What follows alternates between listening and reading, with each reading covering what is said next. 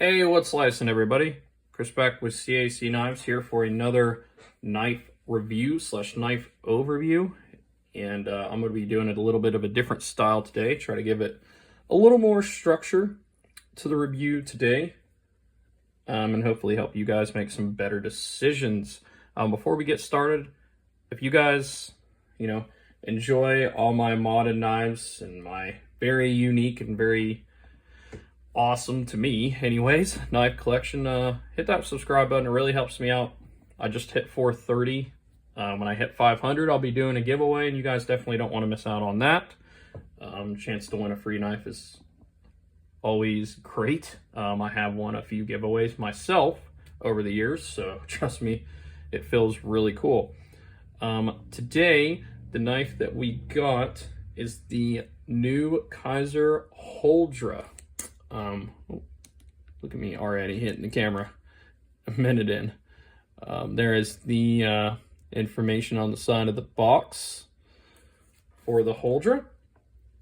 This is one of Kizer's better knives, if not the best Kizer knife I've ever handled. I have some experience with Kizer knives. I'm not going to say I'm an expert by any means with Kizer. I've probably handled 8 to 10 Kizers throughout my knife collecting journey here, and this one is by far the best. Now, as you can see, I'm sure you guessed by now, the knife does not come like this. It has been custom anodized by Colin from Colin's Crazy Creations. You can join his Facebook group, and that's, as far as I understand, the best way to get a hold of him and see all his crazy work. This is not the first knife he has done that I've acquired. I actually have 3 in my collection right now, one of which I still have not shown off, and the other I have done a review, which was this purple and gold Kubi. You can see how the light changes the color scheme of the knife, which is crazy. Colin is very good at what he does. And this one, he did a wild fade ano, and it's just going everywhere, and honestly, I kind of dig it.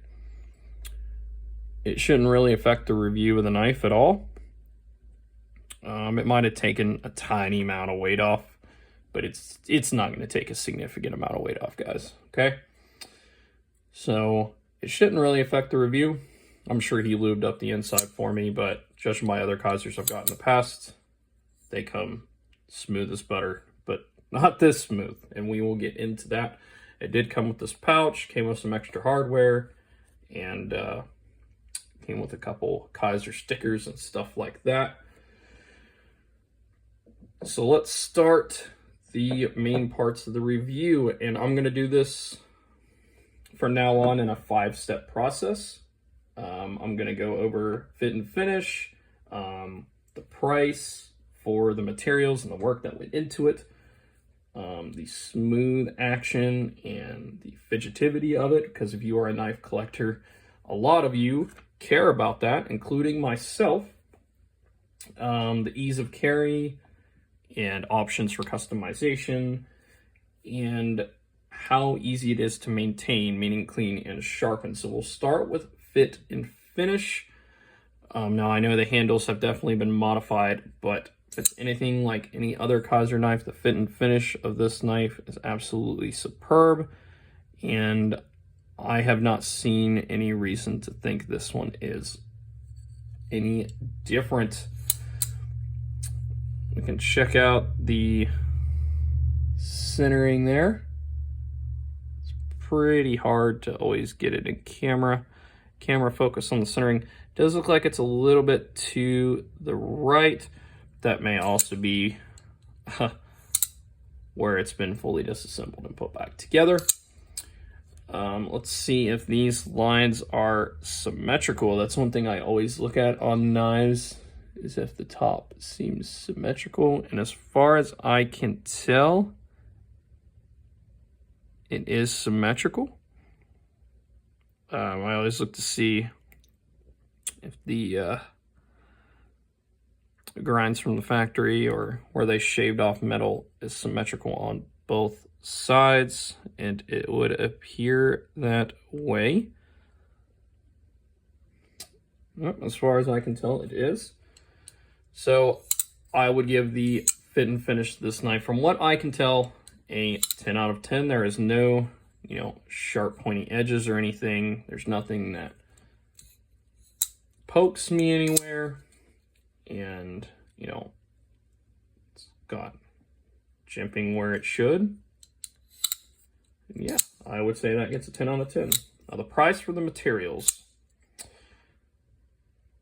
We have S35VN blade steel on a black wash blade, made in China, full titanium construction with a titanium clip and a very small titanium backspacer there. And the base price for the knife is 150 bucks. Now, if this knife becomes available on White Mountain, you can always get 10% off with various different discount codes, and I'd always recommend you do that if you have that option. White Mountain usually gets every knife from every brand, but very limited quantities, so you want to watch out for that. But 150 bucks for full titanium and S35VN blade steel, plus all the normal fixings and some extra bonuses, in my opinion. I mean, we don't even have screws showing on this side, which is great. Wow, that's awesome. Other knife companies, please take note. There is no screws showing on this side at all. It makes it look so much cleaner. It's so much better. I mean, think about how many knives you guys have in your collection or that you've ever seen.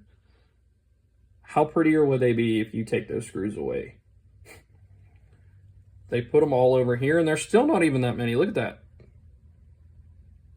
The pivot and these two here, that screw is mainly just to help the frame lock. Wow. That's just crazy. But yeah, 150 bucks, S35VN, full titanium, spot on. Good job, Kizer. I completely agree with that price, especially nowadays in 2024. Now, if we were taking this back in time, maybe 5 years ago, I would say that this knife should be priced more 130, 140, but the way inflation's been going and the way the world is right now, 150 bucks is probably spot on. Number 3, smooth action and fidgety. Well, they've definitely got that. If you can't tell, this knife is butter. It has multiple means of deployment. You can front flip it, which I'm never good at front flipping, so don't dog the knife for that. I'm not a big fan of front flippers, but you can do that if you want to. You can use the flipper tab, which works great. You can reverse flick it. Not only does it have the holes there, but it kind of has a built-in fuller, which goes very well with this blade shape. Not to mention this blade shape is flat, which is going to make it easy to sharpen, but we will get into that on a later point. And clearly it's smooth.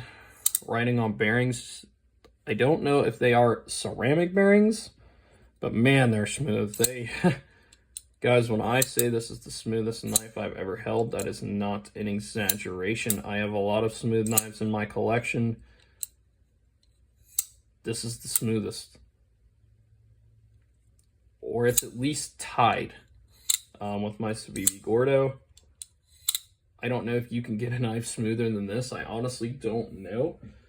I would have to sit here and really, really play with them. This is the Civivi that I'm talking about that has the equal smooth action. Yeah, I think the Kizer's a little bit smoother. Yep, I think so. Wow. So yeah, we have a new top smooth knife in the collection. And that's this knife right here. Yep, so it definitely gets a 10 out of 10 for that as well. So we are averaging 10 so far in the first 3 points. Point number 4, the ease of carry. And is it lightweight? Well, for its size, it's definitely lightweight, for sure. We bring out some other knives here. roller to show you here soon. We can go bring out the roller now to show you guys the length of this bad boy. So we got, what is that? Almost 8 inches. Pretty dang close to 8 inches from the very tip of the blade all the way to the end. It's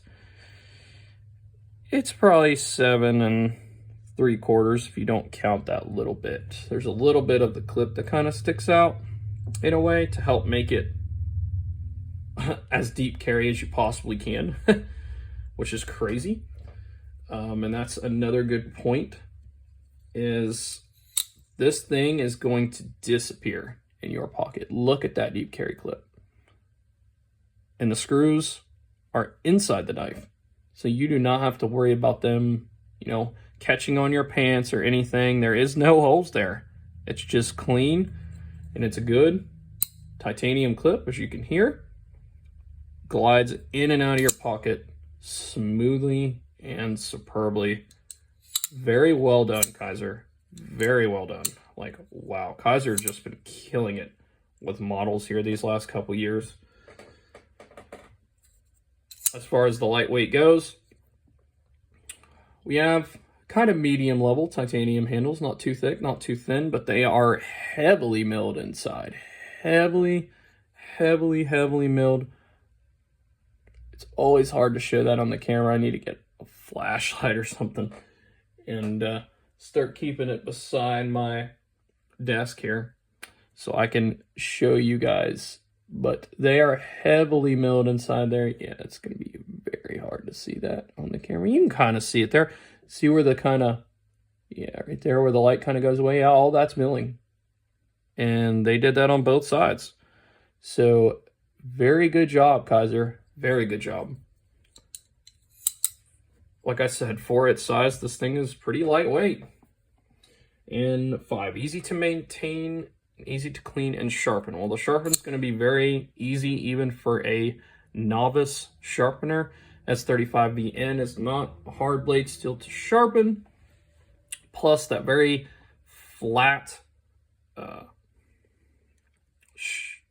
very flat blade, very straight blade, that's what I'm trying to say, is going to be very easy to sharpen because you just have to do one line. You do not have to curve the knife at all. For example, if you sharpen this blade, you'd have to have a slight curve going to your sharpening.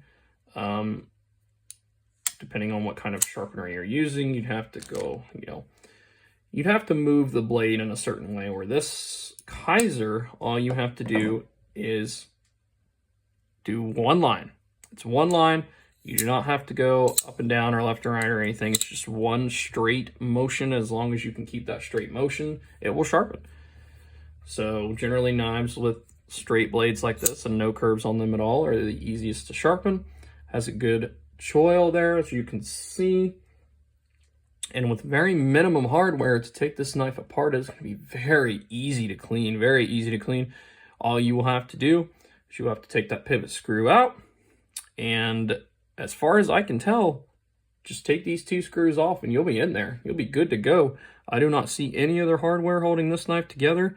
You got the pivot screw in the front and the 2 screws in the back, and she's apart. This is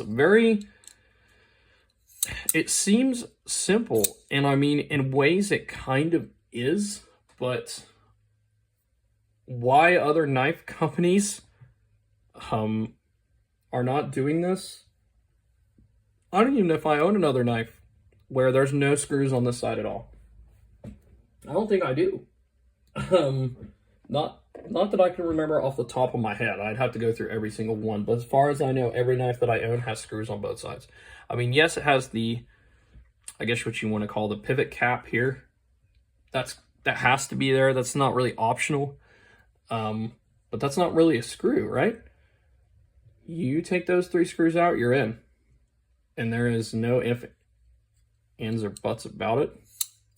And yeah, I think this is a perfectly designed knife. It feels perfect. It's more enhanced by Colin, of course. I highly recommend his work. Let's get some size comparisons out here. Let's bring out that Kubi Nova first. So you guys can kind of see two of his masterpieces side by side here.